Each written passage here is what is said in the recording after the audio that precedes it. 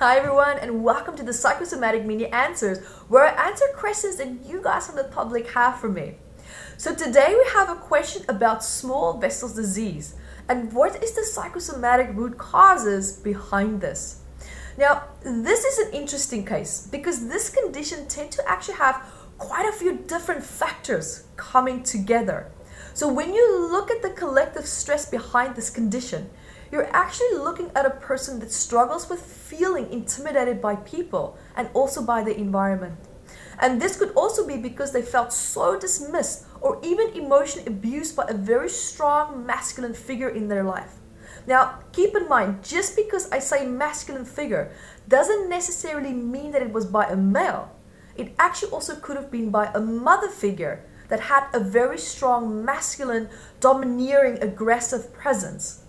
And now this behavior and this interaction with this influential person has led to a very long-standing pattern with this person challenged with a small vessel disease, where they felt that they had to fight for their territory, right? Had to fight for the individuality. And also perhaps even feeling like they could never establish their sense of space, their sense of identity, and also their sense of boundaries within their home environment, right? So when, especially now during the time when they were growing up. Now, this condition can also strongly relate to psychosomatic patterns behind heart problems, which you can find out a lot more in Metaphysical Anatomy Volume. It's a big book.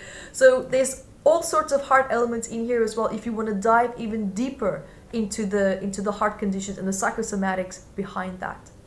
Now, this condition is also showing you that this person is feeling or also has had a lot of stress, a lot of pressure, feeling under pressure from people in their life. And also feeling like they have to please everyone in order to fit in, right? And this need to fit in is driven now by a very deep fear of rejection, which is also very strongly connected to feeling deep shame as well. So how did I make that connection with shame? So deep shame in this specific case comes from this person's values, their beliefs, and their identity also being completely dismissed. And then also made to feel like they have no value, right? And this person also then could have been feeling like they're resorting and reverting back to anger or aggressiveness in order to protect them from feeling vulnerable and also from feeling that deep shame that they felt. So as you can imagine, right, someone with this connection, it's very hard for them to connect with people. And it's also very hard for them to show love, as feeling their emotions make them feel vulnerable and also weak, which creates a fear of being vulnerable. So of course, this person wants love. They want to feel connection. They want to feel happiness. Yet their efforts in the past to try and achieve these dynamics with people has led to them feeling disappointed, heartbroken, and even isolated.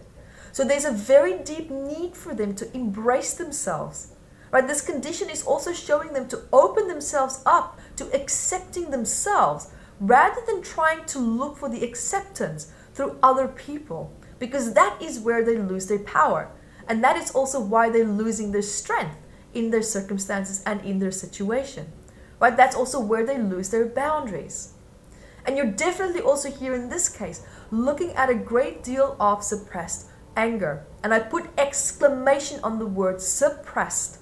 Right? Because these people tend to not necessarily show signs of anger in most cases. However, the internal dialogue and what they're suppressing will tell you a completely different story.